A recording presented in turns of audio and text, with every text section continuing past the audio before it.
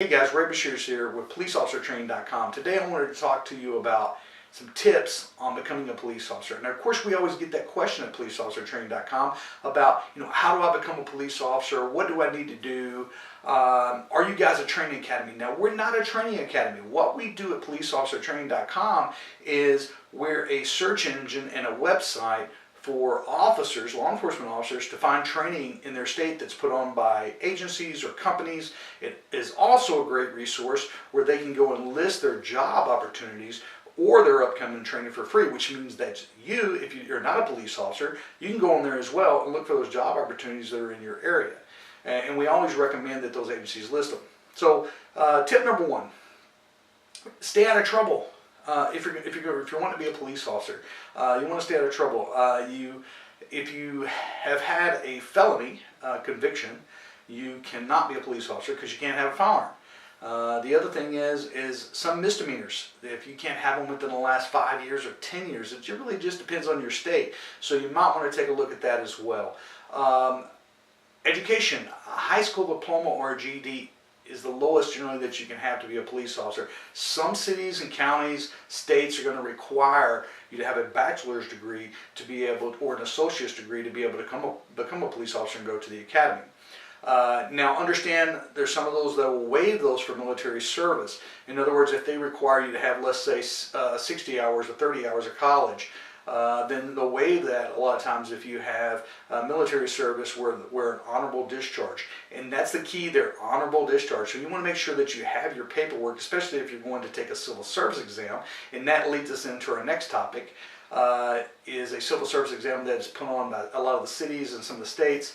That it's going to be a math-based, problem-solving type, English-based, general education questions that you're going to have on there. So I recommend that you go and you take a look at a civil service book beforehand, study that so that you can practice up on that civil service exam before you go. Now, again, if you've been in the military and you have an honorable discharge, you're generally going to get either 5 or 10 extra points. Generally, I believe it's 5 extra points that you get on the civil service exam, and maybe 10. Now, don't quote me on that one. It probably depends on the state as well. Here's the next one. Apply in cities where you want to work. In other words, guys, don't settle. If you don't want to work in the small agency, you're not doing them any good either by going there and them sending you to a police academy, and then within a year and a half you're going on to another city where you really want to work. So what I'm saying is apply for those jobs where you really want to be, somewhere that you've decided, hey, I can work here long term, and this is a place I want to make a career, because before you know it, you'll have 20, 30 years in anyway. Now, when we talk about your test and the test day, most of those you're going to be able to sign up online. So you're going to go online to their city website or their county website, state, and you're going to be able to sign up online to be able to take their test. It's going to give you the date, it's going to give you the time, location, everything that you need to know about taking that test. So you want to make sure that you have all that information beforehand. It'll give you a card a lot of times that you can print out, that you actually have to take with you, or a little printout that you'll take with you to the testing date that shows your information. So no one else can go and take the test for you. Okay? Dress appropriately for your testing date. No, you don't have to wear a suit and tie. If you work in another agency, unless you just got off, and even if you just got off, guys, change out of your uniform and change into some regular civilian clothes. Because those people that are at those testing locations are also a lot of the times the same ones that are going to be on your oral review boards and those type of things. So you want to just make sure that you not only make a good impression, because they're looking at everyone that comes in and out. I've seen people come in flip-flops, in shorts and torn up t-shirts and those kind of things. And no, it doesn't mean that you won't get hired, but I'm saying the impression then is also you want to make a good impression, because they're looking at you from the beginning to the end. So also it leads into our application process. I've seen plenty of times in a civil service exam where you'll have 600 to 1,000 people sign up for the civil service exam, and maybe that city's hiring 10, 20, or maybe even 30, who knows, or more people that they'll be hiring off that list. And a lot of people don't turn in their application. Now, of course, yeah, that application is going to be 50, 100 pages, and you're going to have all kind of documents. You're going to need copies of, marriage certificates. You're going to need copies of divorce papers. You're going to need copies of any education that you have, certified copies of those. You're going to need a copy of your birth certificate. You're going to need all those things in a place. So what I recommend, if you want to become a police officer, go ahead and go and get those things now before you start testing, and then have those ready to be able to provide and make copies so that you have those copies that's available as well. So making sure your application is correct, that's very important. And I don't mean just the dates that are on the application. What I'm getting at is you'll see blanks sometimes that are there. Always put NA, read the directions at the beginning. It'll tell you what to put if it wants something in each one of those blanks. A lot of times they do. So make sure you read the directions at the beginning of that application. You put NA or something like that if it's not applicable to you. But make sure you fill out every blank. I've seen it where people went in and they didn't list their Social Security number. And a lot of them did it on purpose. They said, well, I don't want to list my social. That's part of the testing process, to make sure you're following directions. So understand when you're filling out an application, it's very important. So once you get the application filled out, what I recommend is that you make a copy of your application. Have that with you so that if you go and you test again at another location, all that information is the same. Make a copy of that test. Have it in your drawer so that way, because all the tests are pretty much the same, and it make it easier when you're filling out your next application as well. But again, make sure that you don't miss any of those blanks that are on your application. Make sure you fill out each and every blank, at least put something there. That lets the investigator know that's looking over your application that you actually looked at that blank, okay? Wear a suit or tie to your interview. If you don't have a suit, just get a shirt and tie.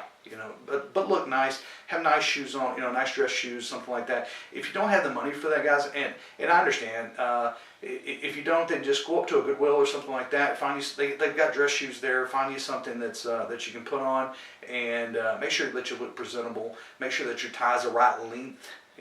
Make sure your shirt's ironed, that you have a haircut. I would recommend that you do that. Go and get a haircut, at least a day or two before your interview, so that you make sure that you look nice. Okay. Know the administrator's name for the city. So if it's the sheriff, know his name. Know something about the agency. Know about how many officers they have in the agency. It's very important. What's the population of that city or that county that you may be applying for? That's important as well. Statistics for the department. If you know any kind of information about the crime rate, those kind of things, that's always nice to have as well, that you can be able to do that. Also, after the application process, don't call them repeatedly. I was a training coordinator for a department, and that's what occurred on a regular basis. We get those same individuals that call every few days, what's the status of my application? What's the status of my application? And I understand that that's important to you, and becoming a police officer is important to you. But also at the same time, that training coordinator is trying to get through all those applications, and they're putting those out to different investigators. And as long as your information is on the application and it's correct, they're going to make sure that they get you an email back to you, or they give you a call when it's time for you to come in for your interview. Don't lie on your application or your polygraph. Now, that should be a given, right?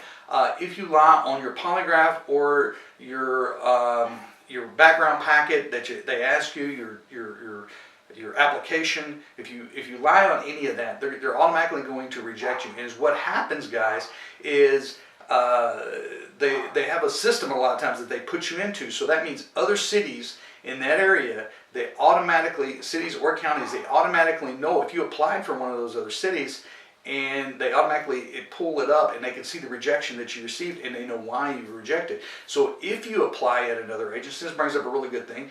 If you apply at another agency and you get rejected, don't worry about it. I mean, if you get rejected, a lot of times it may be because you didn't pass the oral review board, and that happens. You may go in there to your first, 1 or 2 oral review boards, and you may not do very well, and you didn't pass them. That doesn't mean you don't put that you applied for that department. I've seen it so many times where people were worried about, because they were rejected from a previous agency, that they were worried about not getting hired at the next one, so they didn't list that agency on there. And if you do that, they're automatically going to reject you, and you're not going to get hired hired most likely at many departments or any departments at all. So make sure that if you do apply at a previous agency that you list that on that next application. And coming back to that, guys, practice, questions that could be asked. They may ask things like, what would you do if you stopped your mother? Would you write her a citation? They may ask you some off-the-wall kind of things just to see what kind of answers and problem solving you may have. They may ask you, what's the worst experience, what's the worst thing you've dealt with in your life or related to your job or whatever it may be. And you kind of need to think about some of those things before you go into those interviews and what is going to be your answer to them. And kind of stick with your answer, because they're going to try to see, how did you come to that answer? They're going to try to get you to go off of it. So just think about that. Here's another thing, guys. Go in, if you don't know your neighbors in the apartment you live or in the house that you live in, you need to kind of go and meet them. Because a lot of times what they're going to do is they're going to go to those neighbors and they're going to ask them questions about you. They're going to say, hey, does he or she have loud parties? Is there a lot going on there? Have you ever had to call the police on them?